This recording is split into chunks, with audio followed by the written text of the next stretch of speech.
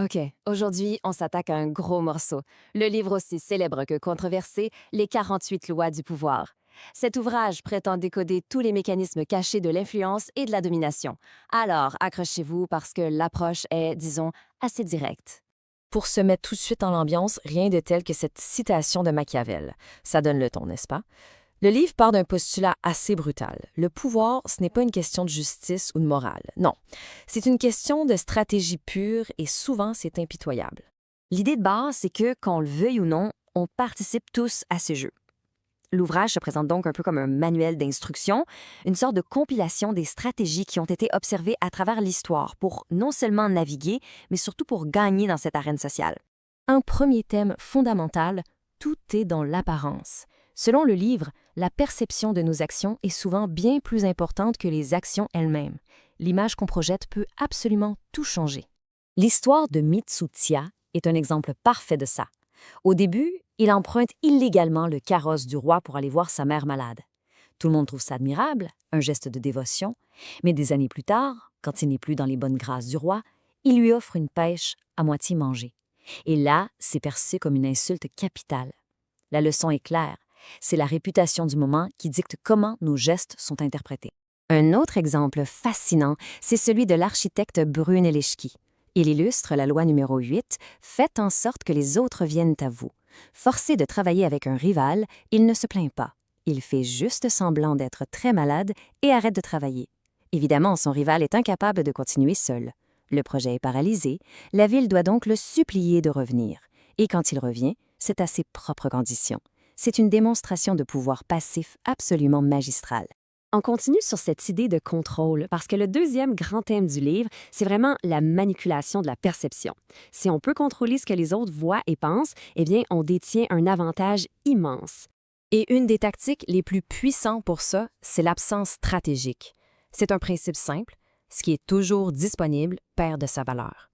En se rendant moins accessible, on augmente son prestige, on suscite le désir, c'est ni plus ni moins la loi de l'offre et de la demande, mais appliquée aux relations humaines. L'histoire du troubadour Guillaume de Balaon, c'est exactement ça. Il provoque volontairement une rupture avec son amante et il découvre que son absence ne fait qu'intensifier la passion qu'elle a pour lui. En créant un vide, il est devenu l'objet de toutes ses pensées. C'est puissant. Le point crucial, c'est que l'absence agit comme un catalyseur. Utilisée correctement, elle peut transformer un simple intérêt en un désir ardent. Mais attention, ça ne fonctionne que si une présence forte a déjà été établie. Sinon, on risque juste de se faire oublier. Le duc Filippo Visconti de Milan, lui, était un maître de l'imprévisibilité. Ses actions étaient complètement déroutantes, souvent contradictoires. Résultat, sa cour était dans un état constant de confusion et de peur. C'était impossible de comploter contre lui.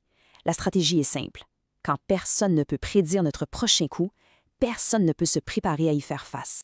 Bon, maintenant, on aborde un aspect un peu plus sombre du livre, sa vision des relations humaines. Il nous met en garde contre la naïveté. Dans la quête du pouvoir, même les amis peuvent représenter un danger. La loi 100 parle du concept d'infection.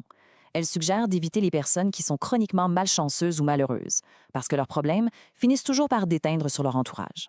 La courtisane Lola Montez, par exemple, a laissé une traînée de destruction partout où elle passait, entraînant la chute de tous ceux qui s'associaient à elle.